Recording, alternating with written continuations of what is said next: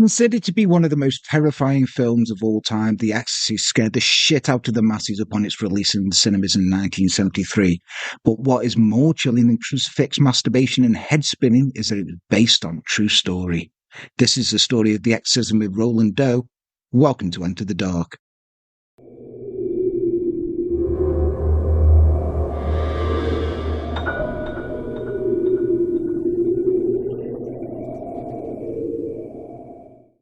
Hello and welcome to Enter the Dark. I am Jan. With me as always is Les. How's it going? All good, man. You sure? Yeah. How are you? I'm good. Yeah. Yeah. Fresh-faced. Looking very svelte. Thank you. Yeah. And svelte. Svelte. Svelte. Yeah. Been walking, been training up for our thing. Yeah. Yeah. Yeah. It's not... Both training up. It's not like that. It's not... It's not a sexy thing. No, right? we're going for a big hike. Over 24 miles and 5,200 foot of elevation. I'm really obsessed by the elevation. I love that, though. I'm living for it. Massive. It is like that. It's like that. Anyway, yeah, welcome. Yes, today's episode is on the Exorcism of Roland Doe. Bit of a different one, just because there's not technically a crime.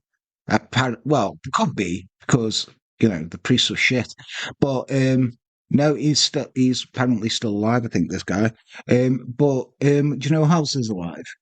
Our Patreons. Yes, well done, Leslie. Yeah. You're getting this now. So, we have, on my phone again, because I forgot to print it off, Kelly Weaver, Liv Templeton, Elizabeth Lee, Verena Schmidt, Angelina Cheshire, Cookie Ferner, Mandy Madden, Julata Pang, Becky Louise, Jules Henderson, Casey the Cannibal, Amanda Champagne, and Leslie's favourites. The three members: Alexis Epps, Nicola Walker, Slasheen B, Lisa O'Neill, Heather Hill, Alexandra Gutierrez, and Melanie. Just Melanie. Just Melanie. Just Melanie. Just Melanie. It's like Cher. 3 members. Yes, we went through this last time. You were calling them POVs. Literally. I do apologise for that. Yeah. Can't you remember? You were quite drunk. Well, quite a few people said to me, what was Les on? We did. It was a concoction. It was. But yeah, if you do like what we do and you do want to hang out and just chill and support us, you can do. You can go to www.patreon.com/enterthedark, anything from free. But if you do want to chuck some shekels our way, you can go anything from $1 all the way up to $50. You get free stuff as well. So yeah, but if you just want to come and hang out and see the updates and get into Discord and stuff, do that. Also, one of the best ways of supporting us is to like, share, and subscribe. That does work. But I'll tell you about this YouTube update that we've had. I'm sick. I'm not even... Oh, is this the thing? Is this I'm not even battling the algorithm anymore. Anyway, so let's get into this. Are you ready? I'm ready. Let's go. So then, a boy who was only known as Roland Doe, or the more sexy-sounding Robbie Mannenheim, is more... Just gotta say, Robbie Mannenheim isn't as sexy, because it's like, think about it. Roland Doe. Roland Doe? No, Robbie Mannenheim. Sounds like the quarterback. It sounds like they're making a pie. Not dough. You don't make fucking pie with dough. You make pizza with dough, but Roland Doe? Pizza pie. Pizza pie? There you go. When the moon hits your eye? Sure. So, a boy who was only known as Roland Doe, or the more sexy-sounding Robbie Mannenheim, in my opinion, is mourning the death of his beloved Aunt Harriet. Now, the two had been extremely close, and Harriet was a spiritualist and taught the boy many things, including how to use a Ouija board.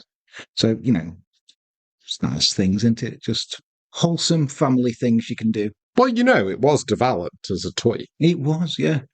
Some dead interesting facts, but it can wait. Good. It can wait. But, like, there's some very interesting facts about Ouija boards and shit that happen. You know, it's the... You know, interesting is, like, subjective. You know, what's interesting is it's the only game that named itself. Yes, yes. Yes, yes. Do continue. Because it's we and your from French and German. There you go. I know that. There's something else. But anyway, I can't remember now. I'm too drunk. Anyway, following his sudden death, Roland was still upset months later and decided he would reach out to her using the Ouija board she had taught him to use. However, no messages came through to Roland and he went on with his life. A few days after, the family started hearing dripping. in the house. Dripping. Dripping. Right. They called a plumber and there was no leak anywhere. And then the drips turned into thumps and scratches, both of which were seemingly coming from inside the walls. Maybe somebody was just dressing well. No. What? Thumps and scratches? They were dressing well. Yeah, they got the drip. What's that got to do with thumps and scratches? Coming from inside the walls? You've not heard that term before, have you? No, I don't sit there going pining for the times of the Victorian era. What, they got the drip? That's a new term. Is it? It's like they got the drip. Are you using that right? I'm using that right. Young people, tell him if he's using it right. Am I using that right? I'm using that right. I had to Got the teach drip. You got the drip. I had to teach you what Riz was. Yeah, Riz. So what if I thought it was a character from fucking Greece? That's not my fault. It is your fault, isn't it? The drip, that is definitely in context. That works. Okay, right. That joke's funny. Okay. Yeah. I mean, you be the judge. But yeah, so starting hearing thumping and scratches coming from inside the walls. Right. Okay. So they're thinking, mice are rats, yeah? So an exterminator came around and he was like, there's no infestation here whatsoever. So the family are left bemused as to what are causing the noises that they're hearing. Okay. Over the next several months, though, things would continue to escalate. Escalate? Escalate. I can't speak. Furniture began to move by itself. Solvents, yeah. Solvent. Yeah, but that was just a mistake by me. I didn't go around saying solvent. It is solvent. It's solvent. Anyway, furniture began to move by itself and other items were hurled across the room by an invisible force. Portraits of Jesus that hung on the wall began to rattle and shake as if it was being hit from behind. Don't laugh. That's our Lord and Saviour being ass-raped there. Poor Jesus. The force seemed to move out of the walls and into Roland's room and then into his bed. One night he was violently awakened to his bed shaking and bouncing off the floor, and he screamed for his mother, who rushed into his aid but could not comprehend what was happening. As we get through this story, his mother, I don't like her, bit of a bitch. Satan was Roland Doe. Yeah, it was. But anyway, they took Roland to be examined by a doctor and then a psychiatrist, who both of them concluded that the man was very stressed out but otherwise healthy, because obviously you would be quite stressed. Well, somebody's banging on the wall. You got a statue of Jesus being rammed from behind and your bed's being shaken. You're going to be fucking stressed out, aren't you? I get stressed out when next door starts playing Lithuanian music at like 11 a.m. I know, but that's just because you're very racist. It's not racism. It's not racism. I'd call it xenophobia. Don't admit to being a xenophobic, Les. No. God, Jesus. It's a joke. So, markings began to materialise on his body, with the first marking spelling out the word Bowden. Remember that? Bowden. Yeah. It's not like Bowden. No, look, it's literally spelled out. Bowden. Bowden, yeah. Bowden, not Bodie. Not knowing what the fuck this meant, they made... Solvent. Shut up. Not knowing what the fuck this meant, they made the only logical step they could. The family used the Ouija board and try and contact Aunt Harriet, because that's the logical step. Right? What if she's called Aunt Harriet? Like, how Route 1 is it? Don't think that is a real name. It's not, though, is it? Because that's bullshit. Aunt Harriet. That's the most, like, horror movie sounding fucking name. And nobody was called Harriet, like, had an Aunt Harriet who was into spiritualism. Nobody. That's like literally something like fucking Garth Marenghi would write. Yeah, but not as funny. But when the board began to talk to them on its own, they asked the spirit to prove it was real, and it responded by winging a chair across the room, just like, yes, through that chair. This could mean yes or no. It's 50-50. Like, show you real? Fucking through it. He's like, I'm real now, bitches. So the following morning, marks appeared on the boys' legs again, and this time they spelled out the words St. Louis. The family now had considered the unthinkable. Their son was perhaps in the grip of a pushy timeshare agent or something worse, demonic. Could be a timeshare agent. Why would you write St. Louis on the leg? Do you want to know why? Remember St. Louis. Just remember St. Louis. And that place, like... Yeah. Remember, Is that going to remember that? Remember that. Is that going to come into play? Yeah, Is well, it? Yeah. So- They quickly contacted their local Lutheran pastor, Luther Miles Schultz, who came to the house to pray with the family. He had long been interested in parapsychology, so arranged for Roland to stay the night at his house. Is this an have-a-go exorcist? He sounds a bit like an have-a-go exorcist, I mean, doesn't he? Like, I'm interested in parapsychology. I reckon I can do this. and also, if a priest says, "Oh yeah, I'll sort him out, let him stay at my house tonight," maybe not. Anyway, but after he witnessed the marks appear on the young boy's body, he suggested that the family contact the Catholic Church since they intend to deal with these kind of things. Wait to sell out your denomination, dickhead. It's like, oh, I'm Lutheran, I can't deal with this. To be fair, our priest, who was Protestant, let us fucking stay over in the church hall, like for a pajama party, this one time. It isn't your therapy session. So many lives irreparably damaged. Anyway, the family thought that the activity was linked to the house, so they decided to take the sensible decision to leave. Now, not knowing where to go, they remembered the inexplicable marking that spelled out St. Louis on their son's legs and thought, it's nice there this time of year, and went to stay with a family member there. I mean, yeah. It's like, let's go with scarification. Yeah, so for our next holiday destination. We think something demonic could be happening here. Oh, it's just carved fucking St. Louis in its legs. Yeah, let's go there. Dickheads. Go there. Imagine, I wonder how many demons have like carved into somebody's legs. Disneyland, Florida. Yeah, you know. Universal Studios. Gardaland. Yeah, they want to go somewhere nice, don't they? So like, take me to St. Louis. Yeah. Anyway, however, the paranormal stuff continued, and remembering what their shitty priest had said, not knowing what else to do, the family reached out to Father Bowdern at the local Catholic church, who, after a lengthy discussion, wasn't convinced that the boy was possessed. Bowdern, not Bowden. Carved it. No. Carved it. Bowdern. But wanting to help ease the family's stress, he agrees to pray over the boy, and he would also be joined by a fellow priest with the name of Raymond Bishop, which is a great name for someone in the religious business. That is a really good Father name. Bishop. It's like, and pray over, not on. Yeah, but you imagine that if he became a bishop, he'd be Bishop. Bishop. Yeah. Cardinal Bishop. That's really shit. Like that, like fucking hill in Wales. Have you heard about this? No.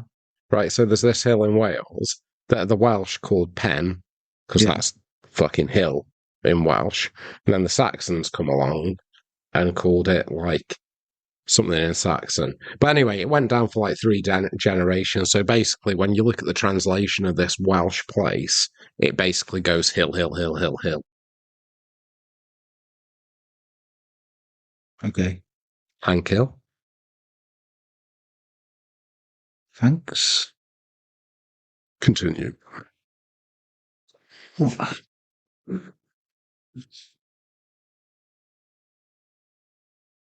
I just want to know what goes on in your mind, how you drew that. Oh, yeah, well, there's this Welsh hill, you see, and the Welsh called it hill, and the Saxons come along and called it hill, and going down generations, it was called hill. Okay? Some of our American friends, if they were ever visiting the UK. Well, no, because mainly they can't read, can they? No. No, not everyone was like... Especially them from the south who still have them Confederate flags up. I know who you are. Yeah, we all do. Anyway, so they started to pray, but as soon as the first several sentences of the prayer were uttered, the boy began to scream that his chest was burning. Upon opening the boy's shirt, they could see red cuts on his skin began to appear. Faced with this, they decided to pray harder. There ain't no Gaviscon sorting that shit for 7 hours. 7 hours. 7 hours. So at the conclusion of this mammoth prayer session, Roland finally fell into a restful sleep, or so it seemed. He could have possibly been in a coma from all that praying. But the priests returned to That's the a pretty weak sauce fucking coma, 7 hours. Yeah, but no, he wasn't. No, he wasn't in a coma for 7 hours. They prayed for 7 hours, so he probably just pretended to be asleep and in a coma, so they go away. So because the exorcism was pretty, and lots of people. But this wasn't an exorcism. This was just like, oh, we're praying. So the priests returned to their homes and then met with the following morning. It was here that both men decided they were dealing with the real deal, and decided together to pursue exorcism. Now, Father Bowden, a senior priest, reached out to the Archbishop of St. Louis to ask permission to perform the rites of exorcism, which he was granted under one request: that he provided a day-to-day account for the church, to which he agreed, because they're nosy bastards. And they're like, we never get to do this. Can you let us know what happened? Like, yeah. So Father Bowden and Father Bishop returned to the residence a week later. A week later. They're like, oh yeah, this kid's possessed. We saw this shit being carved in him and all this stuff. A week later, they rock up. I'm like, you're right, mate. Yeah, still possessed. Like, if that were the Greek Orthodox Church, they'd be fucking would, man. Anyway, see how they baptize people. Oh no, yeah, it's fine. Fucking hell, innit? Anyway, so they returned a week later. They went upstairs and went into the boy's room, and it was really cold in there. And they began the ritual. Now, Roland began to violently lash out, but with the help of the boy's father subduing him, they were able to continue. In the priest's diary he was keeping for the church, he wrote that the boy's blows were beyond that of his age. Each punch had the strength of one or more grown men behind it. Father Bishop found this out the hard way. In the middle of endless praying, Roland managed to break loose from his father and punched the priest in the face and broke his nose. Fucking take that, you priest. You priest. Oh, he's like, oh, Hail Mary, Mother of Grace. Fucking stop it. Take that, you priest. Priest bastard. Anyway, following the aftermath of this first night, everything seemed calm. Roland was fast asleep, and thinking that the prayers were beginning to work, he slept. However, soon after, Roland began to yell and scream at the top of his lungs. This would last for hours, and the parents contacted the priest, and they returned as quickly as they could. They had no other choice than to continue their ritual and pray harder than they'd ever prayed before.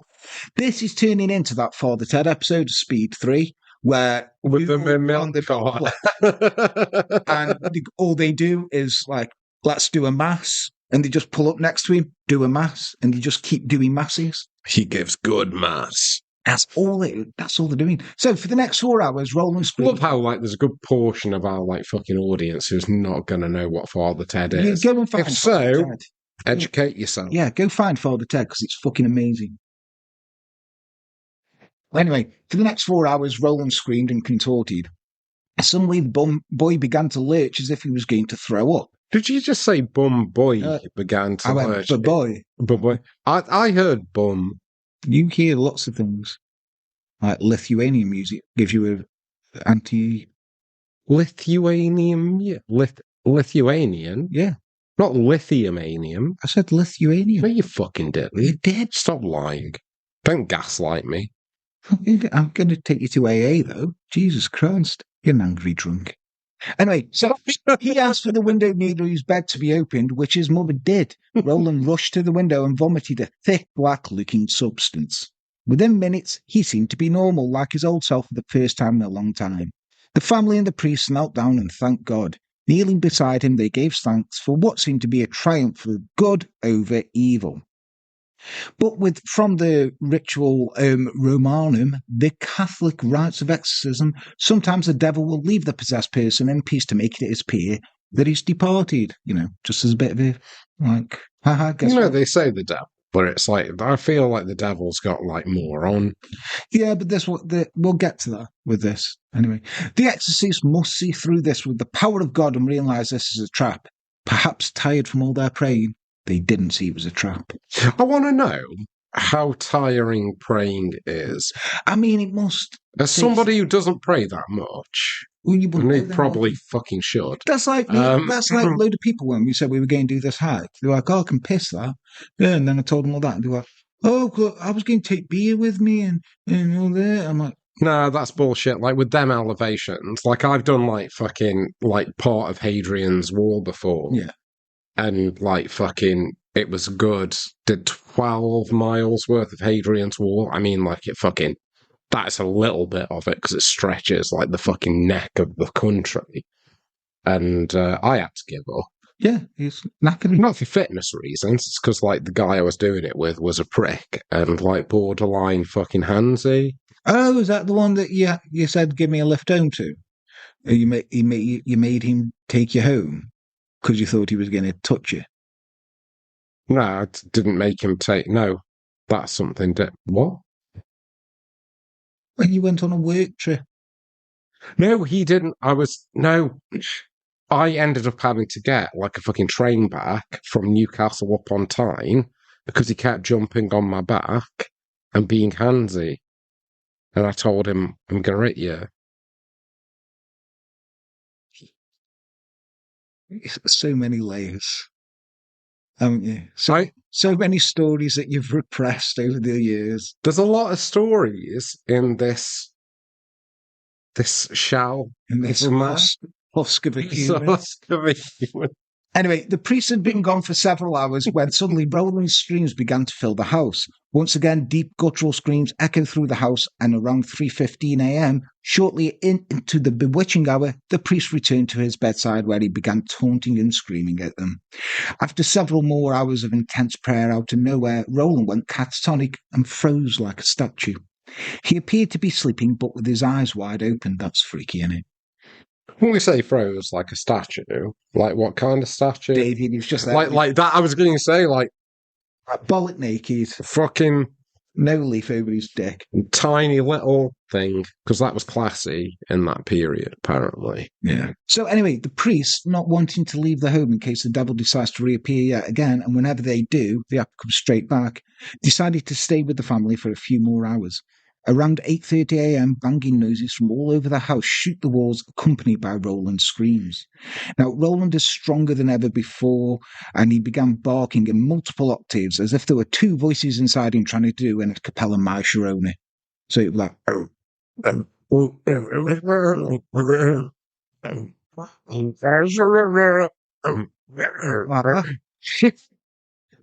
that's all I can imagine it was. So his mother... It sounds pretty fucking cool. They should have taken that shit and released it. Anyway, his mother had to leave the room as she felt her sanity slipping. Fuck that her son is literally going through hell. What a bitch. She's like, oh, I can't see this. I don't like the knack. And also, my sanity's slipping. Your son's literally possessed, you daft bitch. Get in there and look after him. I mean, how much could she do, though, like, realistically? Pray? I mean, she could pray. She could have prayed harder. She could have prayed harder. Anyway, Roland yet again goes catatonic following this latest prayathon that he went through. Okay, so Father Bowden suggests that the boy be sent away to a worthy place where exorcism can continue. A worthy place? Yeah, an unfamiliar and sanctified place that will assist them in calling upon God to intervene in what is quickly being seen as the most intense case of possession that either of them had ever seen. Now, this way, Roland is away from his mother and can no longer cause her any further distress, because obviously that's the most important thing here. Yeah, you can't cause your mother distress while being possessed. Bitch. I know, like, Jesus Christ. I mean, I know she's going through a lot, but fuck that bit. Anyway, well, no, it's just inconvenient. It's like, you've got to do the... She's the one who said, oh, we had St. Louis carved into his legs. Let's go there. And then was like, what's your name, Father Bowden? Oh, that's weird. He had it like carved in his chest. I think like she's just doing this to like get publicity and go on free holidays. I did read a book where a lot of it is... What, you really? I always read books. No, you do. You know, it's a little thing called... unduly mean. I was going to say, it's a little thing called research for the channel, as you might try it sometime. And I'm very busy, man. You know.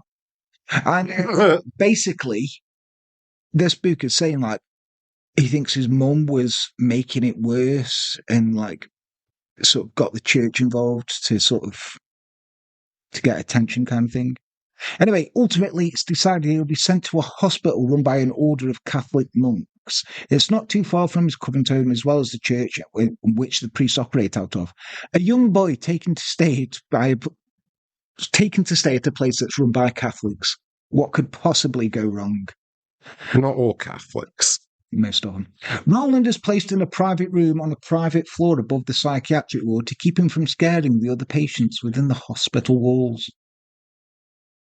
I mean, it's a psychiatric ward. They're going to be like rubbing shit on the walls and stuff like that. They're like, no, this lad's singing My Sharoni. That's scary, isn't it? Don't want to freak out the crazies downstairs. Anyway, Father Bowden returned the following evening with Father Bishop, and now with an additional help of Father Halloran, Now, he was a young seminarian, and I was tasked with the main job of restraining the boy during the prayers, and during times when things were calm, it was his job to visit with him and keep up his spirits. So, like, you right, buddy? Hey, hey, hey, any more messages on you? He built out a puppet. Oh, look at me! This is what happens if you tell them where I touched you. Anyway, as the priests made their way up to the top floor and entered Roland's room, Father Bodin blessed them all with a small vial of holy water and then placed the vial on the dresser next to the bed. Just a few seconds after this, the vial flew across the room and smashed into the wall, shattering into millions of Jesus tears, which I imagine is what holy water is. Jesus tears. No, it's just water. It's just water that's consecrated. Jesus tears? No, like, Jesus tears would be what's called a relic. No, it's just Jesus tears. Everything you drink is Jesus tears. Because he's crying for your sins. And you've got many. Don't judge me. Wait till they find the judge. In a later interview, as the only surviving priest who witnessed the activity, Father Halloran stated that that's how I knew we were dealing with the real deal, when the vial flew by itself across the room and smashed into the wall opposite of the dresser it was placed on. You read about these kind of things, but they never really happened. Is that what they said? That's that what that guy actually said? Oh, you're laughing now.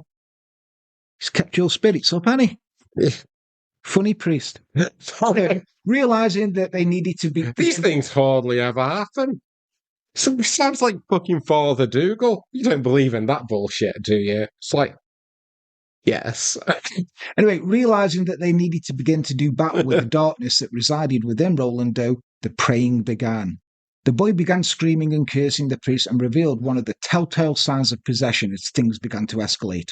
Halloran's mother had recently passed away, something that Roland had no way been able to know, especially since the two had only met for the first time before the prayers began. He looked over at the priest with a dark and sinister smile across his face and said that his mother said hello, that she was rotting within the depths of hell. That's right, she was in Florida.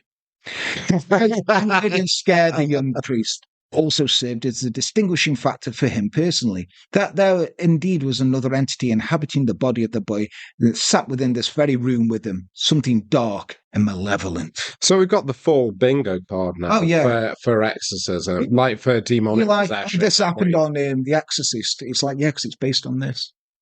Yeah. Well, that's the three things. Like, I'm sure we've gone over this before, but like the three things for like that constitutes an actual like demonic possession are feats of ridiculous strength. Yeah. Check. Well, he broke a priest's nose. His dad might not be... We don't know what his dad was like. His dad could have been... Wasn't he throwing other people around, though? No, you're thinking of The Exorcist. He literally just stood up and punched the priest in his nose and broke his nose. I could break a priest's nose. I mean, let's try that. Let's get a priest. Have you seen some of the things priests have seen? I reckon a priest would be pretty fucking... Little boys' arseholes, no? That is not all priests. Isn't it? It's not. Isn't it? It's not. Prick defending priests now, are you? I defended Nigel Farage the other day, so carry on. So he may be a dickhead, but he makes good gin. Yeah, Hitler painted nice landscapes. What's your point? Couldn't do faces, though, so fuck him. We could do dogs well. Anyway, they both angered and scared the young priest, but also served as that distinguishing factor for him personally again. Now, the prayers continued until Roland went catatonic and was laid peacefully back into his bed. All three priests, along with Roland's father, would again return the following day. Roland, by this time, was so violent that all four men were having a hard time holding him down. See? Great feats of strength. Yeah. And he's done the talking in tongues and shit. Well, he hasn't yet. Yes. Spoiler alert. Yeah. I may have read this one. I think you're just watching The Exorcist. No, I'm not. Aside from the multiple voices and curses, he began research, valuable research, yeah. Could have wrote the script then, couldn't you? Aside from the Because I multiple was voices and busy. curses, he began spitting a foul-smelling liquid at them as well. As the day continued, the boy was screaming that Father Halloran was hurting him and he was restraining him. Now, the young priest then loosened his grip and instantly punched him in the face, breaking his nose, leaving him a bloody mess. That's 2 for 2. That's 2 for 2. That's 2 priest noses. Father Bishop's there, like, oh, fuck. You're going to have to get in that gym, Father Bishop. You've got to break this fucking kid's nose. So this concluded the ritual for that day. Now, the ordeal for all of those involved was quickly becoming dead shit. Yeah. Right? There was very little sign of progress, and the priest proclaimed that the task is exhausting, soul-draining, and at times faith-breaking.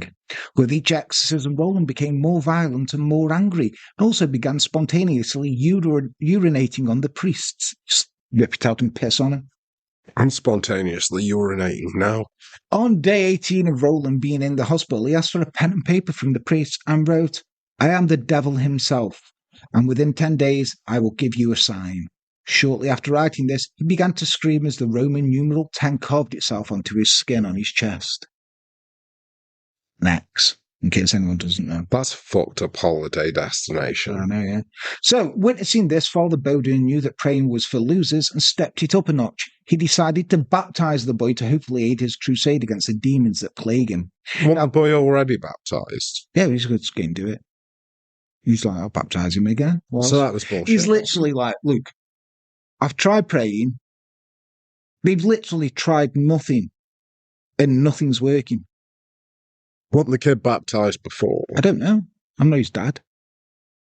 I'm not his dad, am I? Well, I'm just trying to like work out a few things. If the kid was baptized before, then that should have defended him from this. So, like, I'm just saying that, like, maybe he got baptized in Lutheran baptisms as shit. Yeah. So yeah, it's like, Lutherans, see, Protestants. Yeah, fucking fucking bastards. Protestants. Anyway, following day, with Roland's permission, they caused all the trouble. Said as a true Protestant. But anyway, he performed a baptism which seemed to calm him down. But just like the prayer, it was fucking useless. After about 10 minutes, Roland returned to fits of anger, pissing and clergy happy slapping. Night after night, the prayers continued, and back up. Clergy happy slapping. Yeah, just fucking around, pushing them in and pissing them. So night after night, prayers continue, and night after night, they did fuck all. Roland screamed in pain as the word "next" appeared carved in capital letters on his chest. See, his mum, you know where she wanted to be shopping. That's what I was going to say, yeah.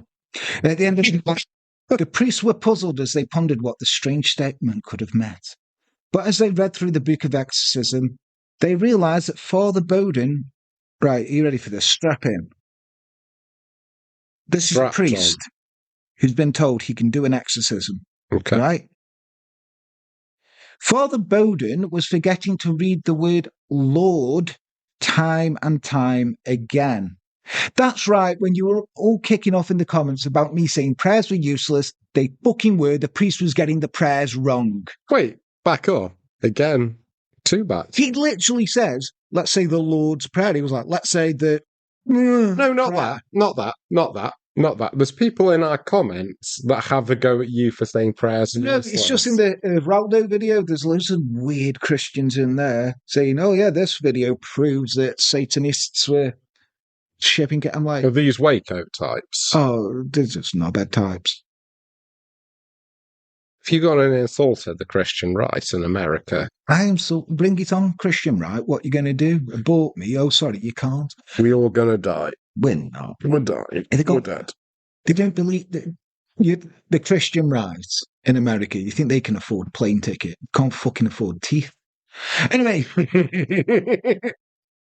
Yeah, so it's getting the prayers wrong. Not only this not only frightened the men further, but also affirmed their suspicions as well. Father Bowden was a knob. The following night, yeah, he was a knob. He can't fucking read a prayer. It's literally there in a book, and he's missing words. Was it in Latin, though? Like, give him a break. If you go, all right, I want to do this exorcism, you better fucking know Latin.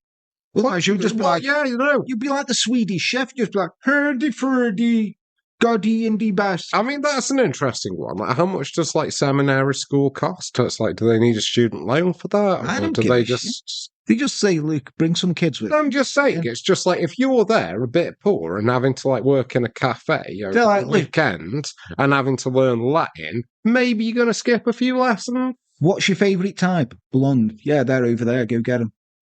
Yeah, you're a priest. Anyway, the following night, it was an ice-cold, rainy night as the priests arrived at the facility. Now, this is like, you know, the shot of The Exorcist. With Like the fake, stairs. like this. No, Oh, in front of the house. house, With the, yeah. like that. Yeah, imagine this. Right, this is where it comes from. Imagining. They could immediately Vividly. sense that something wasn't right looking up from the outside. They could see that the lights on the floor that Roland was placed on were flickering on and off and in different rooms. As they checked in at the front desk, the clerk broke down in tears, trying to explain that things were especially bad, and she was very scared. So I just don't go up there. You're a clerk. Just stay on your desk. Know your role. Stop trying to be an ear. As they approached from the boys' room, they noted a strong sulphur smell coming from inside. And unlike previous nights, as soon as they entered the room, Roland began cursing at them, this time in fluent Latin language he had never been exposed to prior before the exorcisms began, let alone one he should be fluent in. So he'd never learnt Latin, and he's speaking it better than this priest who kept forgetting to say the word Lord. As the priest began, the ritual began again. Roland stated that this was their sign. Father Bowden then commanded the priest to prove itself. As the words left the priest's lips, the boy smiled and touched the priest's purple vestments, and they were draped over his shoulders. Then they burst into hundreds of individual fibres. Now their worst fears were realised. Those kids in the sweatshop were not working hard enough. Priests began to pray harder than they had ever prayed before. During the struggle, Roland broke a bedside lamp and attempted to stab Father Bowden, but thankfully, he was restrained before he could do so. He would have shanked him. Imagine if that was Father Bishop. He was like, fuck, they get punched. Bishop got shanked. Yeah. Anyway, he thrashed, urinated, threatened and screamed in dual octaves 5 hours into the prayers that night. He began to exhibit dual octaves. Dual octaves. Oh, okay. Sorry. Like a jeweler, like a fucking cow on a cow. Dual octaves. Dual octaves, not dual. He began to exhibit a new and frightening behaviour. Before everyone's eyes, Roland tilted his head back and slowly began to float up towards the ceiling. Before he could reach the ceiling, the men forced themselves to power through their fear and grab the boy and bring him back down to the bed where new restraints were placed. After 7 grueling hours of fighting, praying, and nerve-wracking spiritual warfare, the boy gasped and spoke in his normal voice. He said that he saw Saint Michael, the archangel, use a flaming sword to drive the devil away, that he hit him and drove him back into the darkest abyss one could ever imagine. That's right. Texas. Fucking. With these words, spoke, innit? Yeah. These words, he fell silent and finally closed his eyes, truly and peacefully slept. After this long and arduous night, what began over 28 days ago seemed to finally been worth it. Roland slowly but surely returned to a normal life, in fact went on to live a pretty ordinary life. The records of the events from those 28 days were somehow leaked to the press somehow. Yeah. And became an embarrassment for both the priests involved and the church, probably because they forgot saying Lord in prayers. I mean, it's a big, like, omission, isn't it? That Special, like, yeah. Like, it's not like he's forgetting to say ante in Latin or something. He's forgetting to say Lord.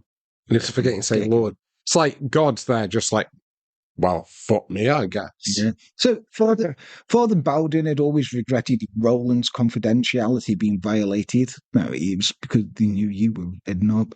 Now, William Peter Blatty, who heard about the case, became extremely intrigued and wrote the book The Exorcist, and the rest is history. So, was the possession case of Roland Doe a genuine one? Devout Catholics claim it was undeniable proof that Satan is real and can inhabit our vessels. Others think it was an emotional child reacting to the loss of a loved one. Whatever you think, one thing is undeniable. Father Bowden was a knob who got his prayers wrong. And thus ends the exorcism of Roland Doe. That priest, what a knob. I mean, for one, like, omitting the Lord The one arbiter, the proper arbiter. It's like, That's like in a law court, not having a solicitor. yeah, Like that's a solicitor, by the way, is you might as well have been like, fucking invoking the power of Noddy if you're not going to say Lord, are you? I mean, it's been known to like invoking the power of Noddy, I know, yeah. but he got fucked over by goblins, so like, He did. fuck did he know? And like, Do you know why elephants got big ears? Because Noddy won't pay the ransom. So yeah, that was one there. There was crimes in there, I'm sure, at some points. It was Catholic priests with a boy thrashing about. I'm just saying. But yeah, let us know what you think. Do you think it was real, or do you think it was his mum and the priest trying to be, dead clever? I personally think his mum just wanted a holiday It's St. Louis. to St. Louis. That's what his mum was fixating on. Imagine being that family member though that you bring that to. This cooking kid, like smashing your furniture up. You're like, this is why I don't invite you to Thanksgiving. And honestly, but yeah, let us know what you do. If you want to get in touch with us, you can. You can go to our Discord. You can go to www.patreon.com/enterthedark. Remember, you can do for free, or there's anything from $1 up to $50. There'll be updates and stuff. What's going on?